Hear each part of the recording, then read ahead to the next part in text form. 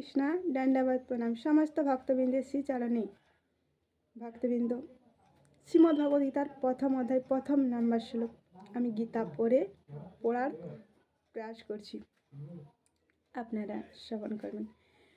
প্রথম অধ্যায় বিষাদ যোগ, প্রথম নাম্বার শ্লোক। তার আগে গীতা মাহাত্ম্য একটু।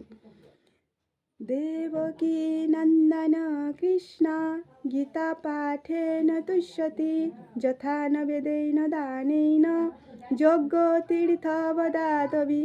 দেবকী নন্দন ভগবান শ্রীকৃষ্ণ গীতা পাঠ করলে অত্যন্ত প্রসন্ন হন। শ্লোক নাম্বার 1। ধৃতরাষ্ট্র উবাচ ধর্মক্ষেত্রে কুরুক্ষেত্রে সমবেতা যুযুৎসব মামকা পাণ্ডবশ্চৈব কিম কুর্বত সঞ্জয়। অনুবাদ। হে ধৃতরাষ্ট্র জিজ্ঞাসা করলেন, হে সঞ্জয়, ধর্মক্ষেত্রে যুদ্ধ করার মানুষই সমবেত হয় আমার পুত্র এবং পাণ্ডু পুত্ররা তারপর কি করল? তো হস্তিনাপুরে বসে ধৃতরাষ্ট্র তিনি কুরুক্ষেত্রে যুদ্ধ হচ্ছে, কুরুক্ষেত্র মাঠ প্রায় 150 কিলোমিটার দূর হস্তিনাপুর থেকে। তো তিনি তার সেক্রেটারি সঞ্জয়কে ডেকে জিজ্ঞাসা করছেন যে, সঞ্জয়, কুরুক্ষেত্রে মাঠে আমার পুত্র এবং পাণ্ডুপুত্ররা সমবেত হয়েছে, তারা কি করলো তিনি জিজ্ঞাসা করছেন।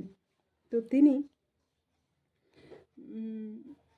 ছিলেন জন্মান্ধ, তাই সঞ্জয়কে ডেকে তিনি জিজ্ঞাসা করছেন। আর সঞ্জয় ছিলেন তিনি একজন ব্যক্তি, তিনি তার গুরুদেবের আশীর্বাদ প্রাপ্ত, তিনি দূরে জিনিস, তিনি তার সেই দিব্য দৃষ্টি ছিল, তিনি হস্তিনাপুরে বসে সেই যুদ্ধক্ষেত্রে কী ঘটছে তিনি সেটা দেখতে পেতেন। তো সেই সঞ্জয়কে জিজ্ঞাসা করছেন যে ধর্মক্ষেত্র কুরুক্ষেত্র হচ্ছে একটা মাঠ, সেখানে ধর্মক্ষেত্র বলা হয়েছে। কুরুবংশের একজন রাজা, তিনি সেই তপস্যার বলে সেই মাঠকে ধর্মে পরিণত করেছেন। তো সেখানে কেউ যদি মৃত্যুবরণ করেও, তো সেখানে তার গতি বৈকুণ্ঠলোক প্রাপ্ত হয়। তো সেই মাঠ, কুরুক্ষেত্র মাঠকে ধর্মক্ষেত্র বলা হয়েছে, এই জন্যই সেখানে গুরু মহারাজ তিনি সেই মাঠকে পবিত্র ধর্মে স্থাপন করে গেছেন। তো ধৃতরাষ্ট্র জিজ্ঞাসা করছেন সঞ্জয়কে, তার সেক্রেটারিকে, যে কুরুক্ষেত্র মাঠে ধর্মক্ষেত্র